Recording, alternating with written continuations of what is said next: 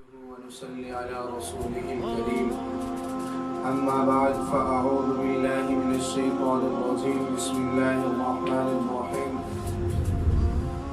رسول اکرم صلی اللہ علیہ وسلم کا ارشاد ہے کہ جب کوئی انسان اس دنیا سے ایمان والا چلا جاتا ہے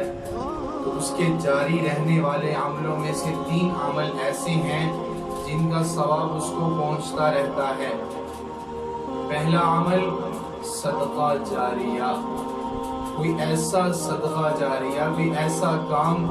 جو کروا گیا اللہ کی رضا کے لیے، جس سے دوسرے لوگ فائدہ اٹھا رہے تھے، تو اس کا ثواب اس کو انشاءاللہ اللہ تعالیٰ اس کو پہنچائے گا، اس کی روح کو اللہ ٹھنڈا کرے گا۔ مثال کے طور پر کہیں پانی کا انتظام کر دیا، نل کا لگوا دیا، کہیں پانی کا انتظام نہیں تھا وہاں پانی کا انتظام کر دیا، یا مسجد میں کوئی پنکھا لگوا دیا، اس طرح کا کام جس سے لوگ مستقل فائدہ اٹھاتے رہے۔ تو اس لیے ہر بندے کو یہ ممکن کوشش کرنی چاہیے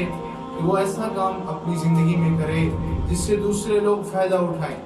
مثال کے طور پر کہیں مہمان خانہ بنوا دیا، مسافر خانہ بنوا دیا، اسی طرح کہیں پانی کا انتظام کر دیا، اسی طرح کسی چھاؤں کا انتظام کر دیا۔ کسی بھی مسلمان ایمان والے کے لیے، کسی جانور کے لیے کوئی بھی ایسا کام کر دیا جس سے اس کو فائدہ اور راحت پہنچتی ہو، تو انشاءاللہ اس بندے کو اس کا ایصال ثواب پہنچے گا۔ اور دوسری چیز جو رسول اللہ صلی اللہ علیہ وسلم نے بیان فرمایا کہ نیک اولاد،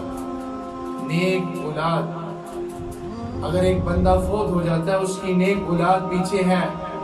وہ جب بھی نماز پڑھے گی اس کے لیے دعا کرے گی، اللہ اس کو اس کا اجر پہنچائے گا۔ ایک حدیث میں آتا ہے کل قیامت کے دن ایک بندہ اللہ کے حضور پیش ہوگا، اس کے ساتھ نیکیوں کے پہاڑ ہوں گے، وہ عرض کرے گا یا اللہ میں نے تو اتنی نیکیاں نہیں کی تھی۔ اللہ فرمائے گا یہ تیرے بعد تیرے بچوں نے تیرے لیے استغفار کیا، تیری یہ وہ والی نیکیاں ہیں جو تیرے اس دنیا سے چلے جانے کے بعد تیرے بچے پیچھے نیکیاں کرتے رہے، جس کا سبب تو بنا تھا، ان کو نیک بنانے کا سبب تو بنا تھا، وہ بچے استغفار کرتے رہے، یہ وہی نیکیاں پہنچ رہی ہیں۔ اس لیے اولاد نیک ہوگی، دعا نہیں بھی کرے گی، لیکن روزانہ نماز کے اندر ربنا اغفر لی ولوالدی وللمؤمنین یوم یقوم الحساب یہ پڑھے گی تو پھر بھی تو اللہ تمہارے گناہوں کو معاف فرمائے گا۔ اس لیے کوشش کرنی چاہیے، اگر ہم اپنی اولاد کے لیے اپنا دن رات ایک کر کے ان کی دنیا بنانے کے لیے ہم لگے ہوئے ہیں، تو ہمیں کم از کم یہ چاہیے کہ جب ہم مر جائیں، جب ہم اس دنیا سے چلے جائیں، تو ہمارا پیچھے بھی ایسا ہو جس کی وجہ سے ہمیں ثواب پہنچتا رہے، جو ہمارے لیے بخشش کا سامان بنے۔ ایک اولاد ویسے بھی بخشش کا ذریعہ ہے۔ ہم میں سے کتنے ایسے ہوں گے جن کو نماز جنازہ تک نہیں آتی، کتنے ایسے ہوں گے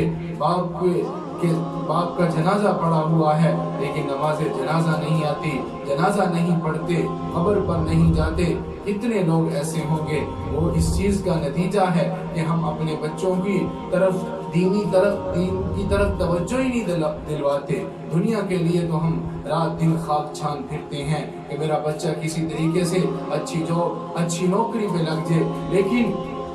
ہم یہ سوچتے نہیں کہ میں اپنے بچے کو اس طرح کا کام کرواؤں، اللہ کا کلام پڑھاؤں، رسول اللہ صلی اللہ علیہ وسلم کی احادیث کا علم سکھلاؤں، تاکہ میرا بچہ نمازی بنے، میرا بچہ اچھی باتیں سیکھے اور اس کا ثواب مجھے پہنچے۔ اور جو تیسری چیز رسول اللہ صلی اللہ علیہ وسلم نے ارشاد فرمایا وَعِلْمٌ يُنْتَفَعُ بِهِ، ایسا علم کہ جس سے لوگ نفع اٹھا رہے ہوں، وہ بھی تمہیں ثواب پہنچے گا اس کا۔ جیسے آپ کسی کو کوئی مسئلہ بتلا دیتے ہیں، آپ کو پتا ہے، اب وہ اس پر عمل کرتا ہے، آپ اس دنیا سے چلے جاتے ہیں، اس کا ثواب آپ کو پہنچے گا۔ کتنے ہمارے اساتذہ تھے، علماء تھے، لیکن وہ اس دنیا سے چلے گئے، اب جو خیر کی باتیں آگے پہنچ رہی ہیں ان اساتذہ کو، ان علماء کو پہنچ رہی ہیں۔ اس لیے علم اس لیے بھی سیکھنا ضروری ہو گیا کہ ہم اگر کسی کو بتلائیں گے تو انشاءاللہ اللہ تعالی ہمارے قبر کو ٹھنڈا کرے گا۔ اللہ عمل کی سمجھ کی توفیق عطا فرمائے۔